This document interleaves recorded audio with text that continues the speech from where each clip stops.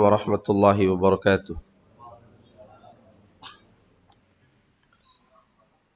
Innal hamdalillah nahmaduhu wa nasta'inuhu wa nastaghfiruh wa na'udzu billahi min shururi anfusina wa min sayyiati a'malina. May yahdihillahu fala mudilla lahu wa may yudlil fala hadiya lahu. Wa asyhadu an la ilaha illallah wahdahu la syarika lahu wa asyhadu anna Muhammadan abduhu wa rasuluhu. Sallallahu alaihi wa ala alihi wa sahbihi ajma'in wa sallama tasliman katsiran mazida amma ba'd. Fa inna asdaqal hadithi kalamullah wa khairal hadi hadi Muhammadin sallallahu alaihi wasallam wa syarral umuri muhdatsatuha fa inna kulla muhdatsatin bid'ah wa kulla bid'atin dhalalah wa kulla dhalalatin finnar. Para jemaah sekalian, azani Allahu iyyakum. Alhamdulillah kita bersyukur kepada Allah Subhanahu wa taala di mana di pagi hari ini kita diguyur hujan. Mutirna bi fadlillahi wa rahmatihi, kita diberi hujan dengan karunia dari Allah dan juga rahmatnya.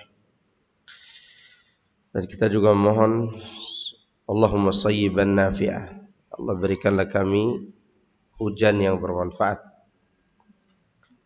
Karena Rasulullah SAW pernah menyampaikan bahwa ada musim kemarau meskipun diguyur hujan. Rasulullah SAW mengatakan ketika para sahabat bertanya demikian, maksudnya Rasulullah menjelaskan tentang kemarau di musim hujan.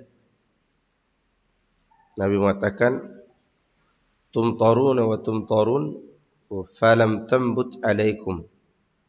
Kalian terus diguyur hujan, tapi tidak ada tanaman yang bermanfaat yang tumbuh. Itu termasuk musim kemarau. Coba dikasih hujan terus, banjir, tanaman dibawa oleh air, yang baru ditanam keluar lagi, yang mau dipanen hancur dihantam banjir. Maka oleh karena itu supaya hujan ini bermanfaat, kita berdoa Allahumma sayyiban nafi'ah, atau kita katakan mutirna bifadlillahi wa rahmatihi. Baik, pada pertemuan kita yang lalu kita bahas masalah cinta. Cinta di ayat 165 dari suratul Baqarah.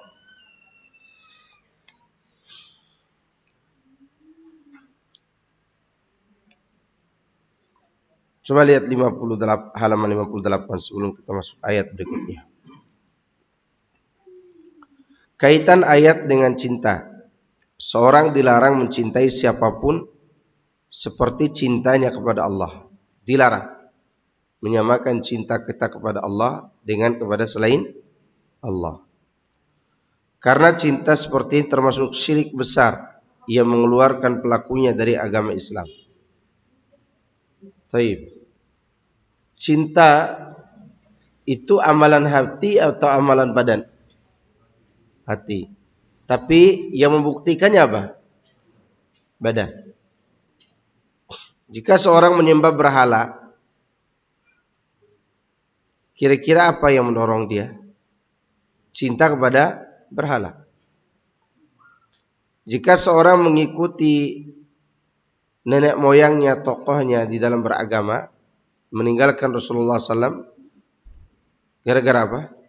Cinta. Cinta sepertinya ada pada sebagian penyembah kubur dan pelayan. Karena di antara mereka ini ada yang mencintai kubur atau mencintai wali seperti cintanya kepada Allah. Atau bahkan lebih besar lagi. Seperti itu juga ada di antara para pelayan dan pengabdi yang mencintai pemimpin melebihi rasa cinta kepada Allah. Ya. Dan mengagungkan mereka melebihi Allah dan Rasulnya sallallahu alaihi wasallam dalam beragama tentunya. Maka mereka katakan di dalam suratul Ahzab ayat 66 dulu, 66 sampai 68. Yauma tuqallabu wujuhuhum finnar yaquluna ya laitana ata'na Allah wa ata'na ar-rasula wa qalu rabbana inna ata'na sadatana wa kubara'ana fa'adhalluna as-sabila rabbana atihim dhi'faini minal adab wal'anhum la'nan kabira. Sebelum ayat 67 ini Allah sebutkan di ayat sebelumnya, pada hari ketika wajah mereka dibolak-balikan dalam neraka, mereka mengatakan, aduhai alangkah indahnya hidup sekiranya kami taat kepada Allah dan taat kepada Rasul. Perhatikan ya, kami taat kepada Allah dan taat kepada Rasul. Nah, pertanyaannya siapa yang mereka taati? Maka lanjutannya, dan mereka mengatakan, nah, ya Rabb kami, sesungguhnya kami telah mentaati para pemimpin dan pembesar kami. Lalu mereka menyesatkan kami dari jalan yang benar.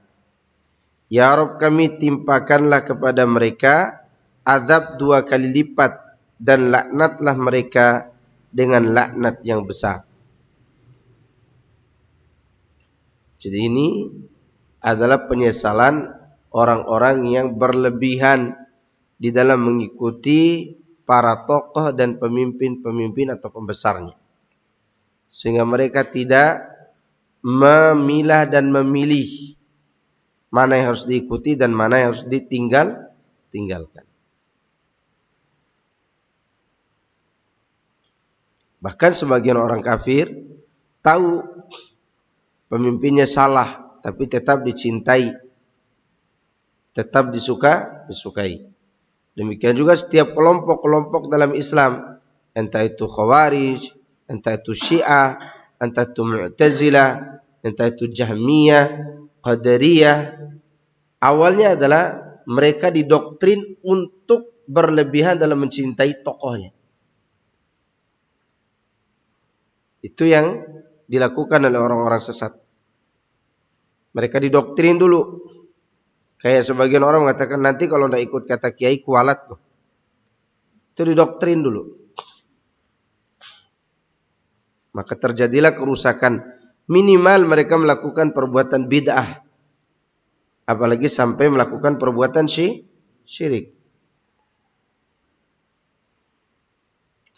Taib, ayat berikutnya yang dibawakan oleh Syekh Muhammad bin Abdul Wahhab dalam kitab Tauhid. Surat At-Taubah ayat 24.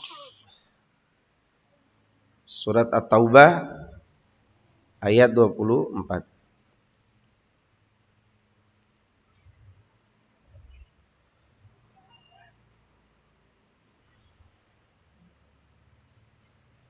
Allah mengatakan, Qul in kana aba'ukum wa abna'ukum wa ikhwanukum wa azwajukum wa ashiratukum wa amwalun iqtaraftumuha wa tijaratun takhshawna kasadaha wa masakinu tardawnaha ahabba ilaikum minallahi wa rasulihi wa jihadin fi sabilihi fatarabbasu hatta ya'tiyallahu bi amrihi wallahu la yahdil qaumal fasiqin.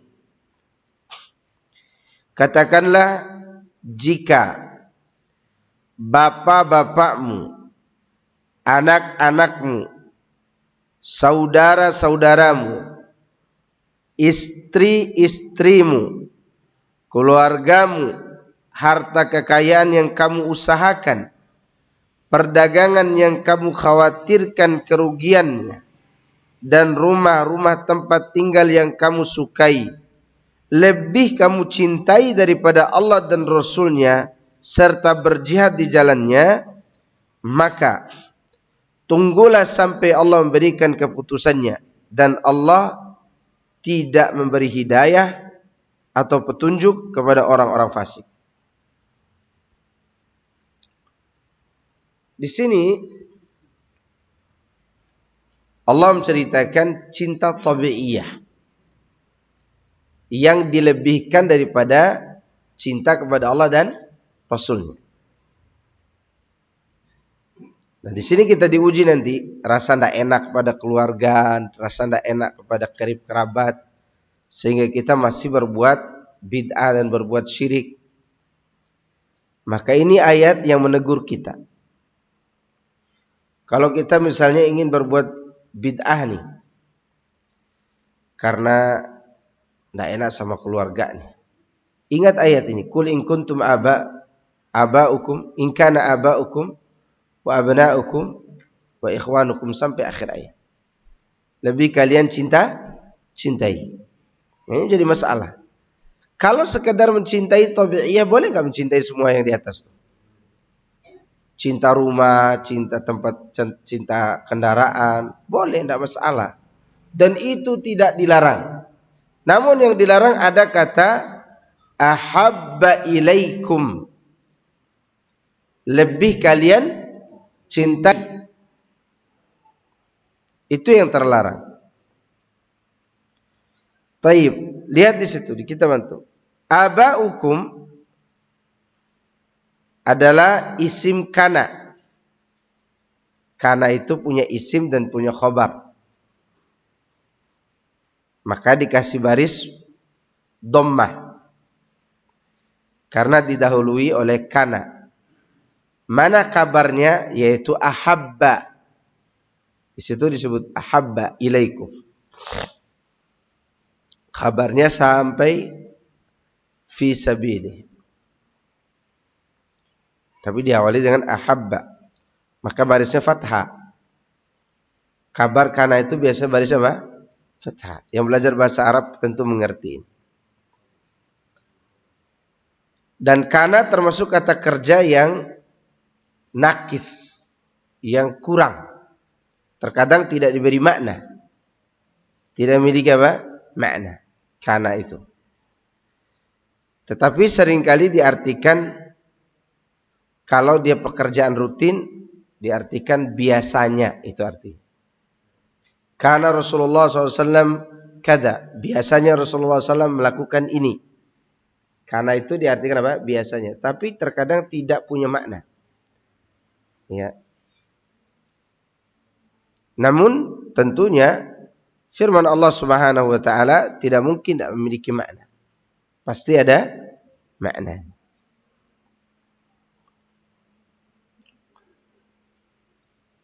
Khabar kana ada pada kalimat ahabba ilaikum.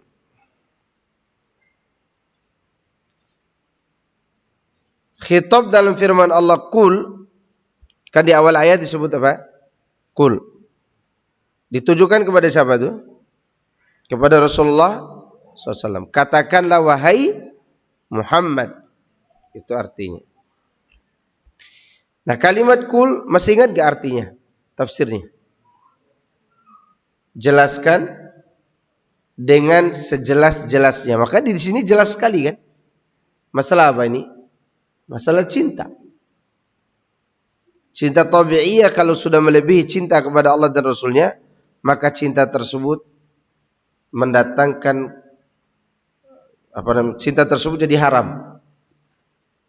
Cinta itu jadi apa? Haram. Bahkan bisa menjadi kufur kalau pelakunya didorong kepada kekufuran. Orang tidak meninggalkan riba karena cinta apa? Harta. Ya, cinta harta yang berlebihan. Taib, kata kul artinya jelaskan dengan sejelas-jelasnya. Sedangkan lawan bicara dalam firman ini adalah aba'ukum dan seterusnya. Ditujukan kepada umat. Di awal disebutkan kul kepada siapa? Kepada Nabi. Kemudian Nabi SAW menyampaikan kepada siapa? Ukum, kalian, berarti umat. Kepada umat Muhammad SAW. Fatarabbasu. Allah mengatakan maka tunggulah. Maksudnya sebagai ancaman. Sehingga Allah mengancam, kalau kalian masih mencintai semua itu melebihi Allah dan Rasulnya dan berjuang di jalan Allah, tunggulah. Maka tunggu saja. Itu menunggu azab. Karena itulah Allah Ta'ala berfirman, hatta ya'ti Allahu bi amri. Sampai Allah memberikan keputusan untuk mereka yang lebih mementingkan untuk mencintai 8 golongan dibandingkan cintanya kepada Allah, Rasulnya dan juga jihad di jalan Allah. Ayat ini menunjukkan bahwa mencintai 8 golongan yang disebutkan bukanlah cinta ibadah. Nah, kita sudah singgung sebelumnya. Namun cinta tersebut menjadi sebab atau menjadi penyebab datangnya hukuman manakala mereka lebih dicintai dibandingkan Allah.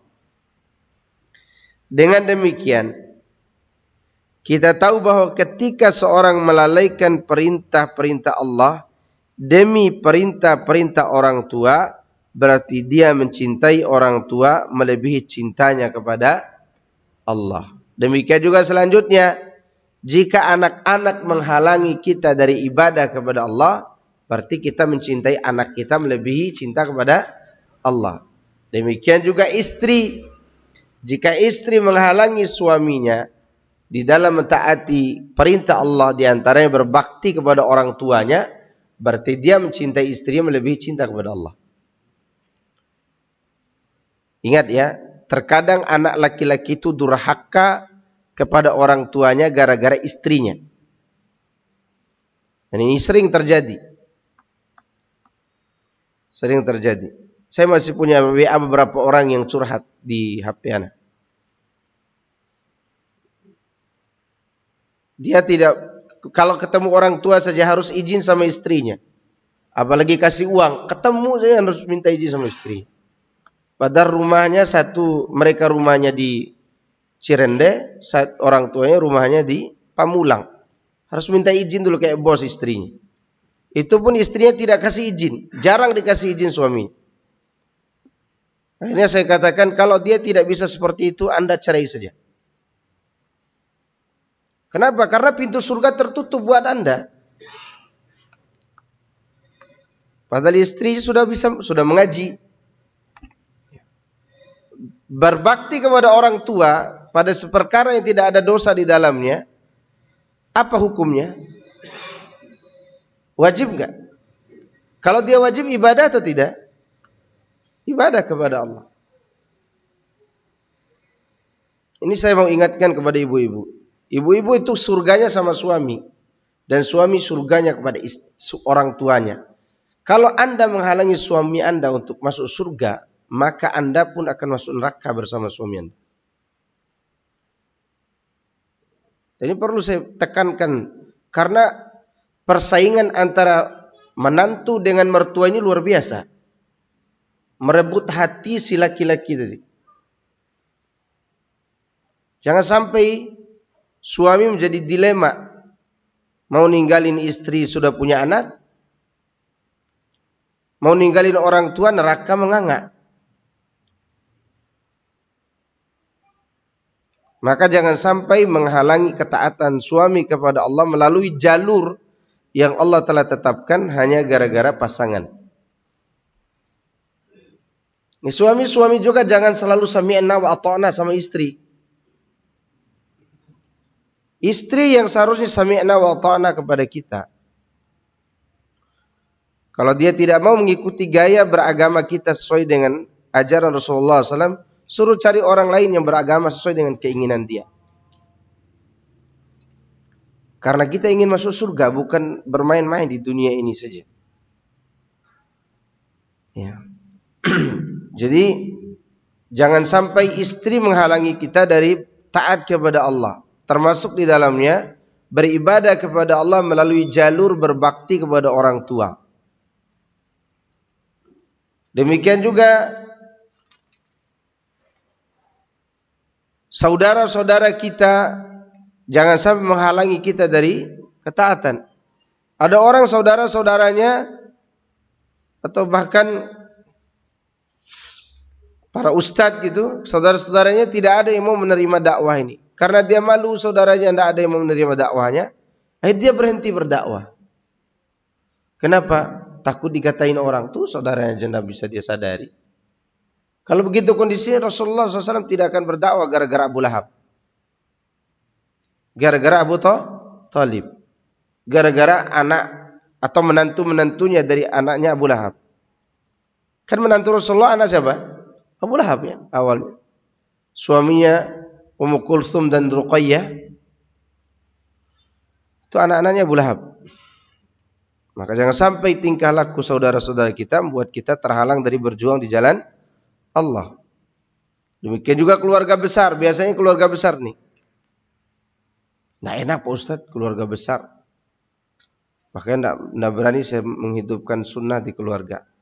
Tidak enak seperti ini berarti kita lebih mencintai mereka daripada Allah Azza wa Jalla dan Rasulnya SAW. Demikian juga harta. Ini harta nih, yang tidak punya nyawa, tidak bisa jalan, nipu kita terus. Ya, kalau udah warna merah, merahlah mata kita. Warna biru, biru pula mata kita. Warnanya gold, gold juga mata kita. Kartu ATM.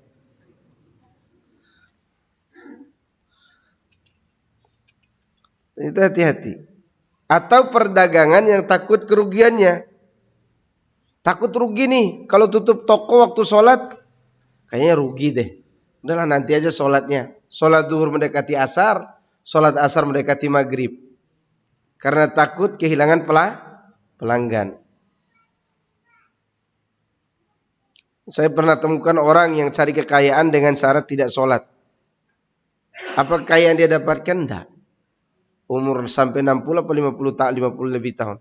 Sampai mati dalam kondisi seperti itu. Waliyadzubillah.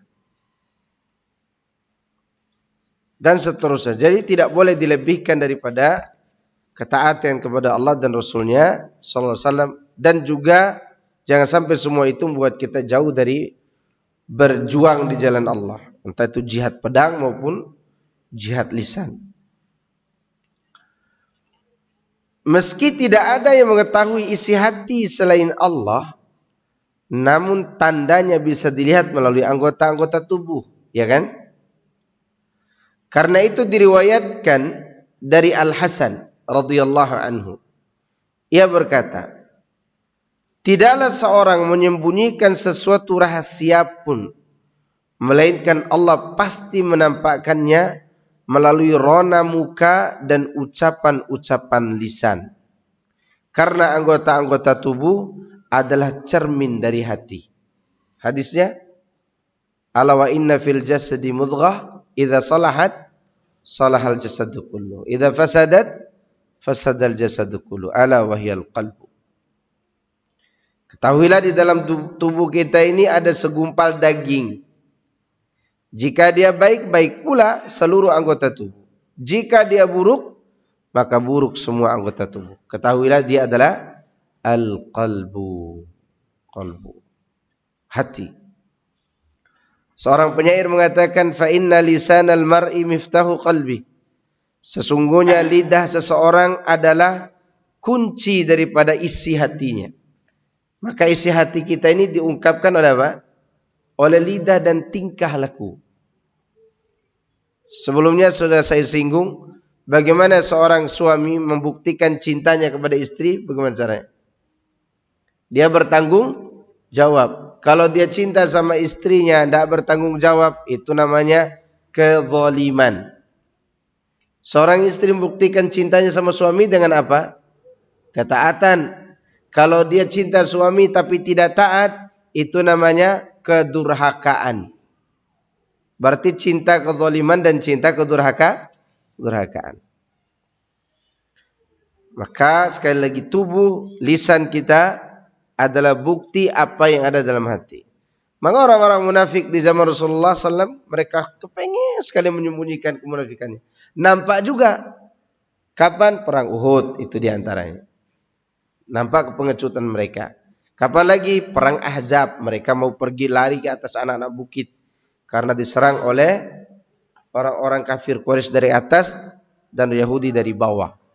Ketahuan munafiknya. Dan ketahuan pengecutnya. Jika dikatakan siapapun tidak dapat menguasai rasa cinta di dalam hati, karena itu diriwayatkan dari Nabi SAW, Allahumma hadha qasmi fima amliku fala talumni fima la amliku.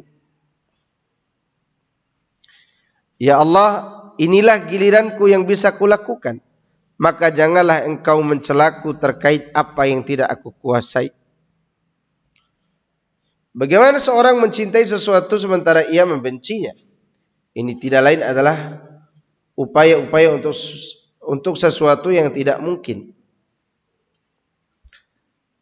Jadi begini, mencintai sesuatu itu, cinta itu sesuatu yang lahir, tidak bisa kita kuasai. Artinya dia lahir begitu saja. Ya. Terus kita disuruh membencinya, tidak mungkin. Cinta dan benci bertemu dalam satu keadaan itu. Maka dijawab oleh Syekh, pernyataan di atas tidaklah benar. Karena cinta seorang pada sesuatu kadang berbalik menjadi benci atau sebaliknya. Entah karena sebab yang nyata atau karena kehendak yang tulus. Contoh, Anda memiliki seorang kawan yang Anda cintai. Lalu kawan Anda itu mencuri uang Anda dan menerjang kehormatan Anda, sehingga Anda membencinya karena hal itu. Atau disebabkan karena keinginan atau kemauan yang tulus. Misalkan seorang gemar merokok, lalu muncul dalam dirinya kemauan tulus dan tekad kuat untuk meninggalkan rokok, sehingga ia pun membenci rokok. Akhirnya dia berhenti merokok. Maka yang masih merokok masih jatuh cinta sama rokok. Ya. Jadi seorang itu bisa aja berbalik membenci sesuatu yang dia sukai. Kan kita disuruh membenci sesuatu yang kita sukai kalau sesuatu tersebut menghalangi kita dari ketaatan. Membencinya tidak harus meninggalkan. Ya, membencinya bisa karena salah satu sisi. Misalnya istri kita cintai ini. Tapi karena dia menghalangi kita dari mentaati Allah, maka kita membenci sifat yang itu, yang kita harus perbaiki. Kalau dia baik dari sisi itu, maka kita pun cinta kepadanya gara-gara taat kepada Allah.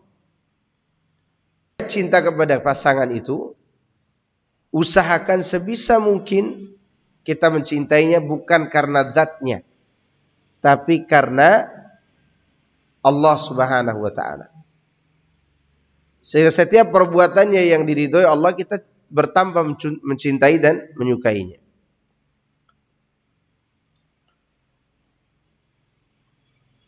Umar berkata kepada Nabi SAW mengenai cinta Umar kepada Nabi SAW. Ya Rasulullah, la anta ahabbu ilayya min kulli syai' illa min nafsi. Wahai Rasulullah, sungguh engkau lebih aku cintai melebihi segala sesuatu kecuali diriku. Artinya aku mencintai diriku melebihi cintaku kepadamu. Begitu maksudnya. Lihat, bisa berubah gak sikap Umar ini? Bisa. Ya. Lihat kata Nabi SAW, la ya Umar, walladhi nafsi biyadihi, hatta akuna ahabba ilaika min nafsika. Tidak demi Rabb yang jiwaku berada di tangannya. Artinya engkau belum mencintai aku, hingga aku lebih kau cintai melebihi dirimu sendiri. Maka apa kata Umar? Faqala lahu Umar, fa innahu al-an wallahi la anta ahabbu ilayya min nafsi. Faqala an-nabiy sallallahu alaihi wasallam, al-an ya Umar. Kata Umar bin Khattab radhiyallahu anhu, sekarang demi Allah engkau lebih aku cintai melebihi diriku sendiri. Nabi SAW mengatakan, sekarang baru benar wahai Umar. Karena cinta kepada Nabi SAW, cinta apa? Cinta ibadah kepada Allah Azza wa Jalla. Mencintai Nabi itu adalah salah satu sarana beribadah kepada Allah. Tapi cinta yang dibuktikan dengan apa? Mengikuti sunnah, bukan berbuat bid'ah. Cinta Umar kepada Nabi SAW kian meningkat. Dan Nabi SAW mengakuinya bahwa cinta itu bisa berubah-ubah. Iya enggak? Bisa berubah-ubah cinta itu. Kadang Anda juga mendengar perkataan tentang seorang yang Anda cintai, lalu Anda membencinya karena mendengar omongan tersebut. Namun ternyata omongan tersebut tidak benar, sehingga Anda kembali mencintainya. Misalnya begini, ada orang datang kepada antum, istri antum tadi ngomong begini tentang antum di kios sana. Apa dia ngomong? Antum itu kurang jantan di rumah. Ya. Jadi ketidakjantanan antum itu diomongkan oleh istri antum di kios sebelah. Padahal ternyata bukan istri antum yang ngomong. Ya. Oh, istri orang lain yang datang bertamu di kios sebelah yang lagi curhatan sama yang pemilik kios. Tapi suaranya sama seperti suara istri antum. Begitu antum dengar kabar itu, antum benci. Begitu tahu yang sebenarnya, kembali lagi cinta. Bisa berubah nggak itu? Bisa berubah. Maka dalam rumah tangga itu ada dua hal yang Allah tanamkan. Sedikit saya contohkan ya. Wa ja'ala bainakum mawaddatan warahmah. Terkadang mawaddah itu dia bisa hilang dalam waktu tertentu. Tetapi kasih sayang itu yang sulit hilang. Nah, kasih sayang inilah yang menumbuhkan kembali cinta itu. Istri membangkang, istri begini begitu, atau suami bersikap keras, bersikap ini, istri akhirnya tidak cinta. Tidak cinta. Pada saat itu hilang cintanya. Demikian juga suami. Maka kemudian karena ada sebab lain kembali lagi dia sayang kepada istrinya dan seterusnya. Sampai diceritakan ada dua orang yang mereka bertengkar terus. Istrinya pakai cadar, suaminya juga ngaji. Ya. Akhirnya dibawalah ke pengadilan. Si istri khulu, minta khulu. Ditanya oleh hakim di awal, wahai suami, kamu mencintainya? Enggak. Tidak mencintai. Istri mengatakan, ditanya, kamu masih mencintainya? Enggak juga, kata istrinya. Tapi masih pakai cadar. Kemudian karena istri ingin khulu, ya, maka dia harus membawakan saksi yang bisa memberikan kesaksian supaya wanita ini mendapatkan haknya untuk pisah dari suami. Tapi si saksi yang laki-laki yang datang, bukan mahram wanita itu. Tetangganya atau siapalah, saudara sepupunya. Si suami tadi yang egois mengatakan tidak cinta tadi, begitu istri mau buka cadar, tunggu dulu.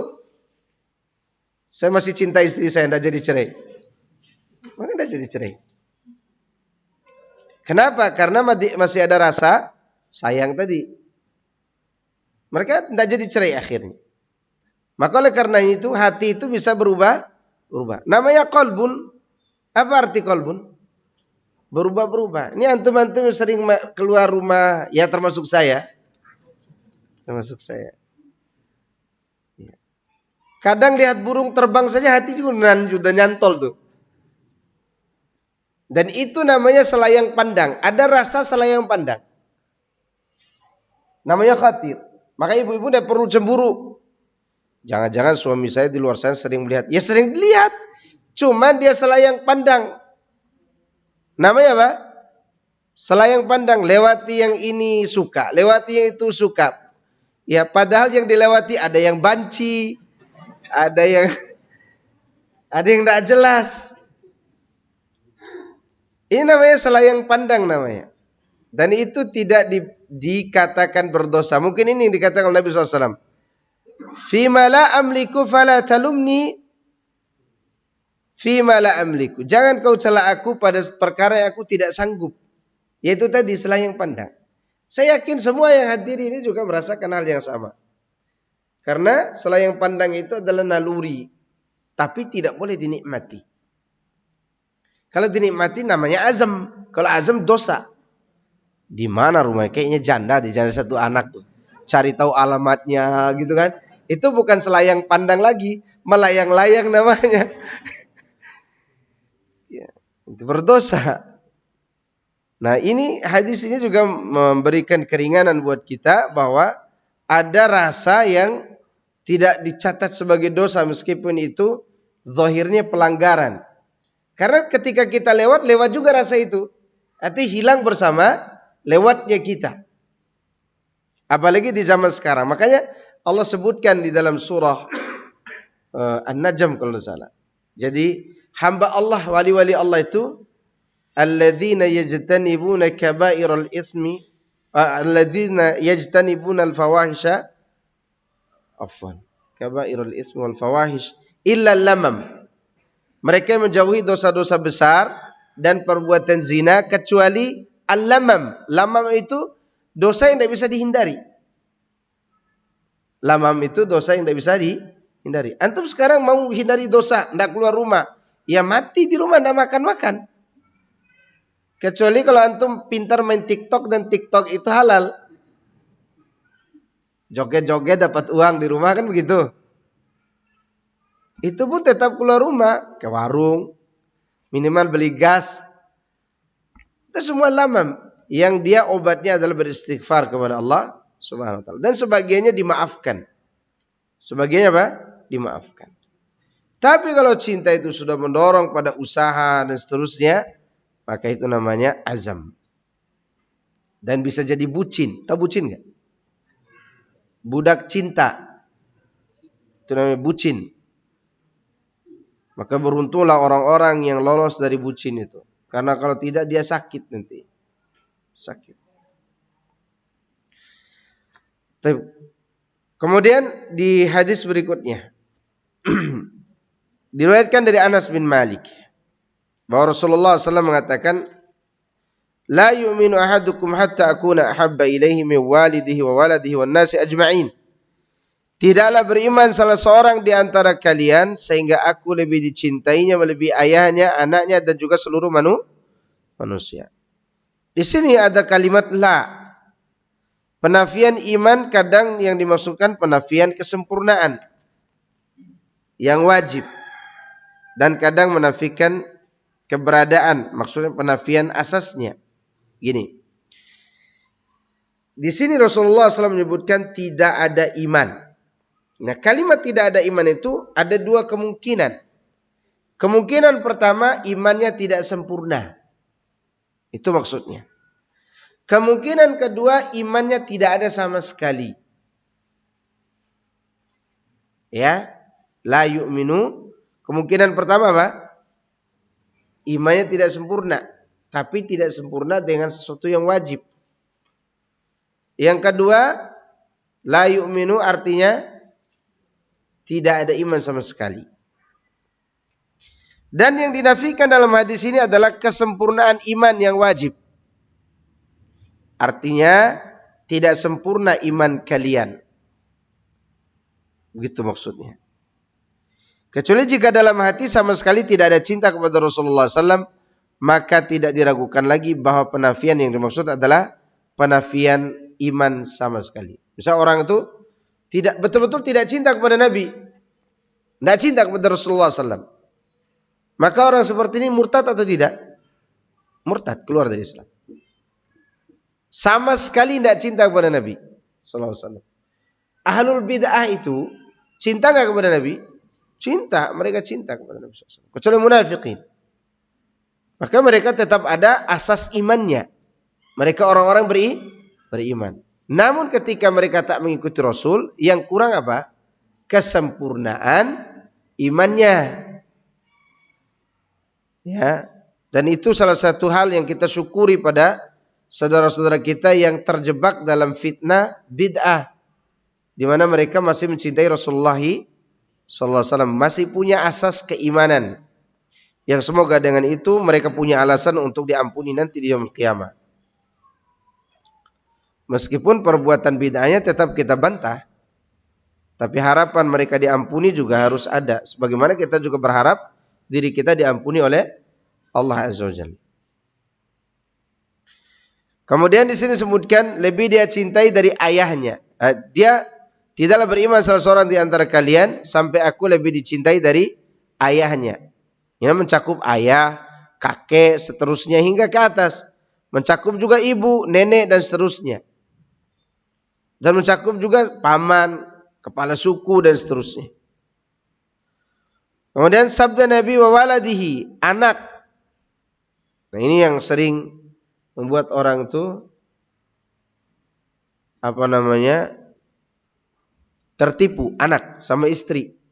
Karena cinta kepada anak istri itu tidak dipaksa, dia hadir dengan sendirinya. Nama cinta apa namanya kemarin? Kasih sayang. Dia mengalir saja. Mengalir dengan sendirinya. Maka ibu-ibu tidak perlu takut tidak disayang oleh suaminya. Ini jenggot-jenggot sadis begini mereka cinta juga sama ibu-ibu. Ya. Sangar-sangar mukanya itu sebenarnya hatinya itu betul-betul sayang sama ibu-ibu. Ya. Cuman dia tidak pandai merangkai kata aja kayak film sinetron. Karena itu sayang cinta yang mengalir. Maka di sini disebutkan lagi oleh Nabi dari anaknya, mencakup anak laki-laki, anak perempuan, dan dimulai dari anak yang paling dicintai karena keterkaitan hati kepada anak yang paling dicintai umumnya melebihi keterkaitan hati kepada orang tua. Tuh. Anak-anak itu lebih dicintai daripada orang tua pada umumnya. Ya kan? Karena dia terikat betul dengan hati si pemilik anak. Kemudian wan nasi ajma'in, mencakup saudara-saudara, paman, anak-anak paman, sahabat dan diri sendiri, karena diri sendiri juga termasuk manusia. Maka iman tidaklah sempurna hingga Rasulullah SAW lebih dicintainya melebihi seluruh manusia. Kenapa disebut khusus ayah dan anak-anak? Kenapa disebut khusus? Karena yang mereka lah orang yang paling dekat dengan kita. Paling dekat dengan kita. Anak kita sakit, udah kelabakan pikiran kita kemana-mana. Kalau bisa kita yang minum obatnya, anak kita yang sembuh. Ya. Anak kita tidak mau minum obat tuh. Supaya dia bisa sembuh, kita yang minum obatnya dan dia yang sembuh. Bahkan kerap sekali kita suruh ibunya, kamu yang minum obatnya biar dia minum dari air susumu. Ya, begitu istrinya yang minum obatnya, istrinya kena efek samping. Efek samping emosi lah atau apa. Maka oleh karena itu, cinta kepada mereka ini betul-betul cinta yang luar biasa. Tetapi terkadang dia menipu. Makanya disebut oleh Allah fitnah. Terkadang disebut aduwwul lakum, musuh bagi kalian. Bukan musuh yang mengangkat pedang, tapi musuh yang menjauhkan kita dari ketaatan. Gitu. Maka Imam Abu Hanifah pernah ditanya begini, wahai Syekh, bagaimana menurut anda ada orang lari dari rahmat Allah dan dia malah mendekati fitnah? Apa dia pantas disebut wali Allah atau wali setan? Kata Abu Hanifah, dia wali Allah. Kok bisa? Iya. Karena wali Allah itu kalau turun hujan dia lari dari hujan. Hujan kan rahmat. Dia berteduh. Dan dia menemui anak-anak dan istrinya. Dan anak istrinya adalah fitnah. Paham kan? Bukan berarti karena mereka fitnah itu dijauhi. Tapi bagaimana cara kita menghadapi. Itu maksudnya. Waduh, istri dan anak jadi fitnah nih. Lebih baik aku menduda lagi nih. Kalau antum menduda sekarang seperti orang meninggalkan kopi, sakit kepala. Bukan itu maksudnya, salah paham ayat. Jadi tetap harus diperlakukan dengan cara yang baik. Jika cinta kepada Rasulullah SAW saja seperti ini, lantas bagaimana dengan cinta kepada Allah? Artinya kalau seorang mencintai semua itu melebihi cinta kepada Allah, tentu dosa yang lebih besar lagi. Mencintai Rasulullah SAW terjadi karena beberapa hal. Pertama, karena beliau adalah utusan Allah. Itu yang pertama. Yang kedua, karena beribadah kepada Allah yang beliau jalankan dan beliau juga sampaikan risalah. Jadi kita mencintai beliau karena ibadah kepada Allah yang beliau lakukan serta risalah yang beliau sampaikan. Ketiga, karena akhlak-akhlak mulia dan amal-amal baik yang Allah karuniakan kepada beliau. Tidak ada seorang pun yang melihat Nabi SAW kecuali dia akan melihat akhlak baiknya. Hatta orang kafir sekalipun. Yang keempat, beliau adalah penyebab Anda mendapatkan petunjuk, arahan dan bimbingan. Kelima, karena kesabaran beliau dalam menyampaikan risalah. Yang keenam, karena pengorbanan harta dan nyawa yang beliau curahkan demi meninggikan kalimat Allah. Ini diantara sebab-sebab. Sebenarnya masih banyak lagi sebab lain. Maka kita cukupkan dia adalah utusan Allah terbaik. Utusan Allah yang terbaik. Yang wajib ditiru amalnya, wajib ditiru akhlaknya, wajib ditiru pengorbanannya ketika dia berjuang di jalan Allah Subhanahu. Para sahabat ketika mereka diuji, disebutkan dalam berkaitan dengan nama-nama Allah dan sifatnya, berkaitan dengan surga, berkaitan dengan janji-janji Allah, mereka juga semangat mempertahankan agama meskipun besar ujian karena mereka dipimpin oleh manusia terbaik ini, Rasulullah sallallahu alaihi wasallam. Makanya jangan heran para sahabat itu betul-betul cinta kepada Nabi sallallahu alaihi wasallam. Bahkan di awal perang saja, di perang Badar itu, orang Ansor di antara Sa'ad bin Mu'adz radhiyallahu anhu, beliau dulu pernah berjanji kepada Nabi bahwa selama kau di kota Madinah, engkau dalam perlindungan kami. Kalau sudah keluar kota Madinah, jadi pemahamannya begitu. Tapi ini bukan perkataan Sa'ad bin Mu'adz. Kalau sudah keluar kota Madinah berarti tidak ada lagi jaminan. Dan itu dipahami Nabi SAW. Tapi Sa'ad bin Mu'adz tidak pernah ucapkan itu. Betul begitu mereka keluar ke Badar untuk mengambil harta yang dibawa oleh Abu Sufyan, kafilah Abu Sufyan. Qaddarullah wa masya'a fa'al, mereka perang. Sedangkan 60% lebih yang ikut itu adalah orang-orang Ansar. Maka singkat cerita, persiapan perang pun dimulai. Rasulullah SAW, beliau besoknya perang, hari ini kalau salah sorenya apa? Di siang hari. Pokoknya besok perangnya. Sebelum malam tiba. Nabi SAW memanggil manusia, ya ayuhan nas. Wahai manusia, bagaimana pendapat kalian?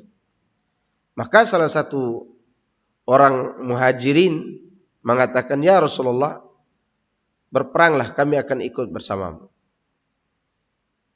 Kemanapun kau perintahkan kami akan ikut. Jika sekarang kau suruh kami ke timur bumi, kami akan pergi. Jika kau suruh kami ke barat bumi, kami akan pergi. Jika kau menyuruh kami masuk ke dalam dasar laut, kami akan masuk ke dalam. Rasulullah SAW terdiam sejenak. Lalu berkata lagi, wahai manusia, bagaimana pendapat kalian? Padahal tadi sudah ada jawaban kan?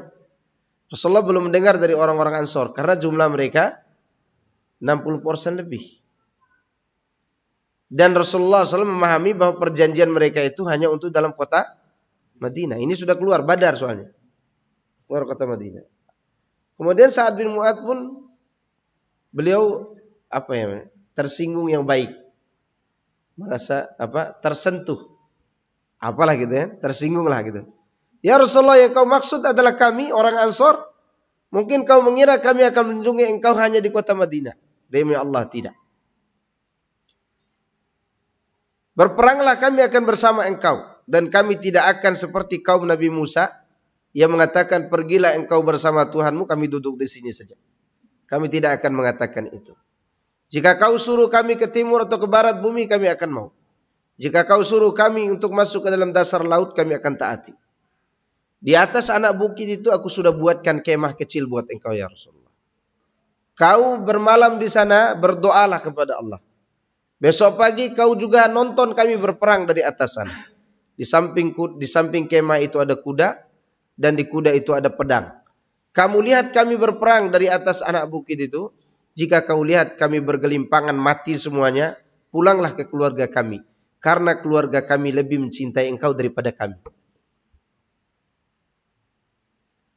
Dan mereka lebih mengharapkan engkau kembali daripada kami. Jadi para istri-istri para sahabat itu lebih senang melihat Nabi SAW kembali dan lebih senang mendengar suami mereka mati di medan perang. Bayangkan tuh, cinta macam apa tuh? Hari ini baru disuruh sesuatu, takut Pak Ustaz. Nggak enak sama tetangga. Siapa tetangganya? Pak RT. Pak RT sebelah lah gitu. Jangan takut sama tetangga. Cintai Nabi SAW dengan cara apa? Dengan buktikan yang benar. Nah itu para sahabat Nabi. Tapi waktu itu Nabi SAW tidak duduk di atas kemah. Besoknya Rasulullah perang. Semalam beliau berdoa, tidak tidur Rasulullah malam. Jadi turun hujan rintik-rintik. Kemudian para sahabat semua tidur. Rasulullah di malam hari berjuang dalam doa. Di siang harinya beliau berjuang di medan tempur.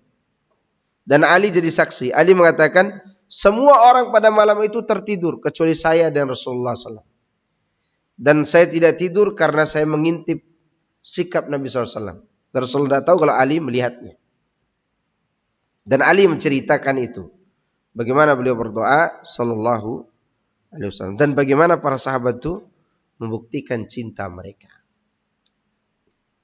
Waktu perang Uhud, kan tersebar berita Rasulullah SAW telah meninggal dunia karena wafatnya Mus'ab bin Umair.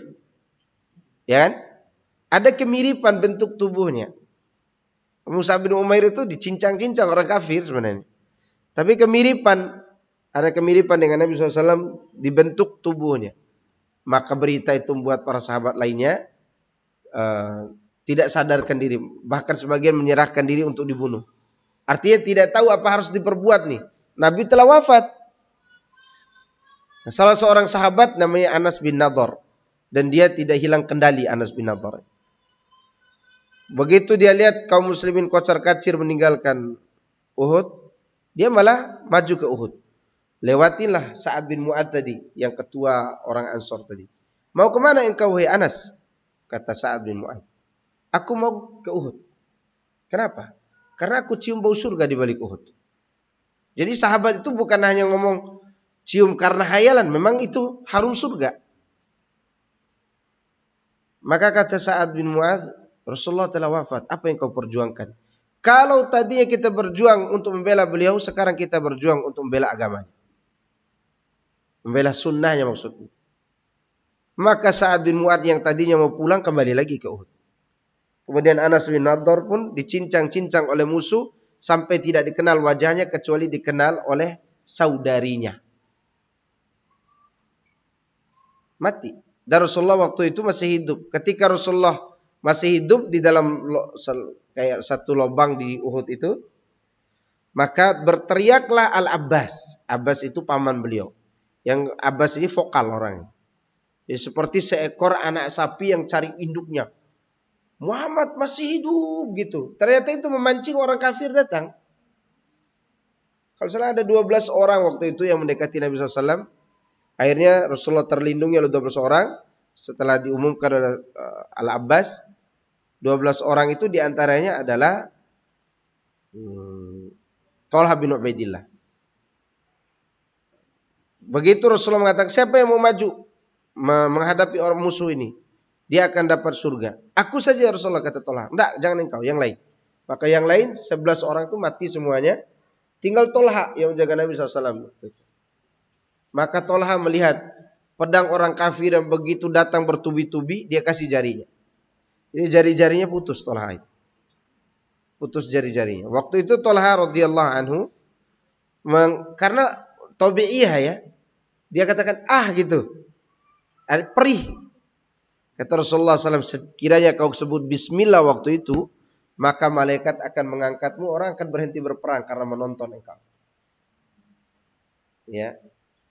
Jadi bisa membuat orang berhenti berperang. Maka Thalha pun tidak menyebut bismillah, tapi menyebut apa?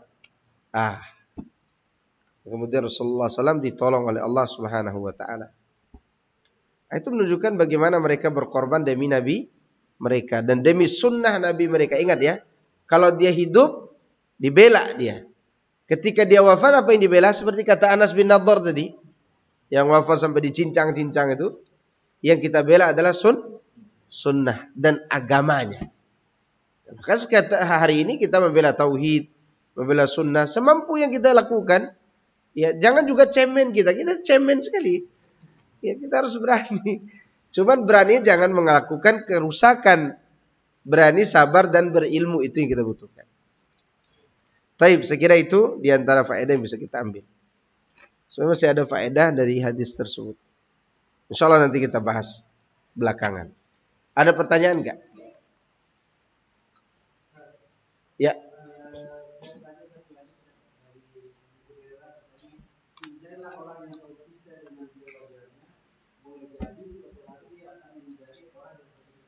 Iya, benar hadisnya.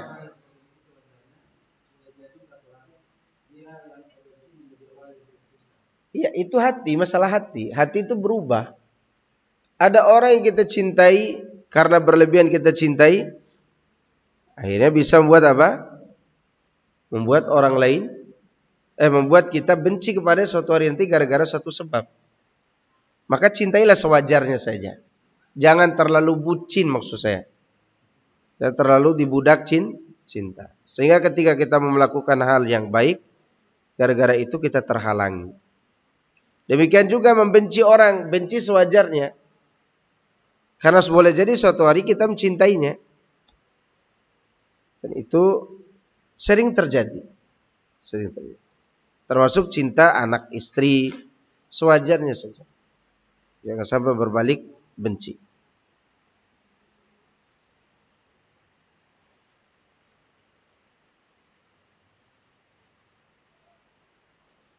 Taib, ada pertanyaan?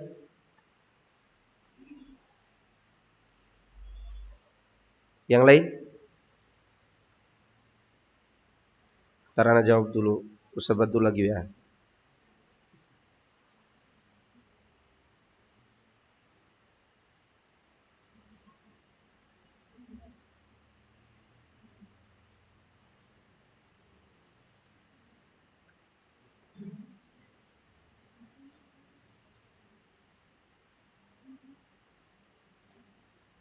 Oke. Nah, tafadhal.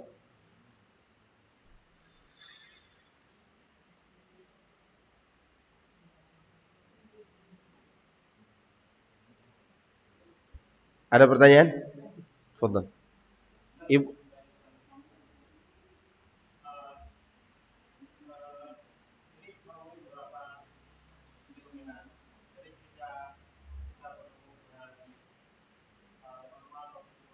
Iya.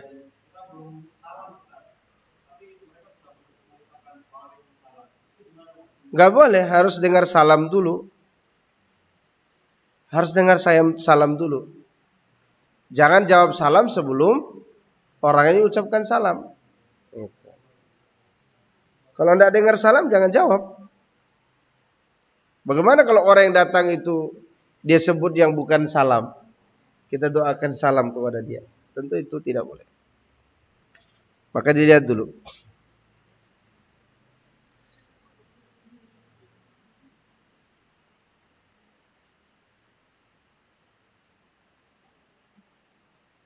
Fadal. Samina jawab.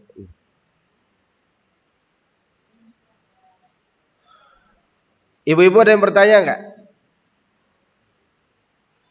Tidak ada yang bertanya? Saya kira cukup. Subhanakallahumma bihamdika asyhadu an la ilaha illa anta astaghfiruka wa atubu ilaik. Assalamualaikum warahmatullahi wabarakatuh.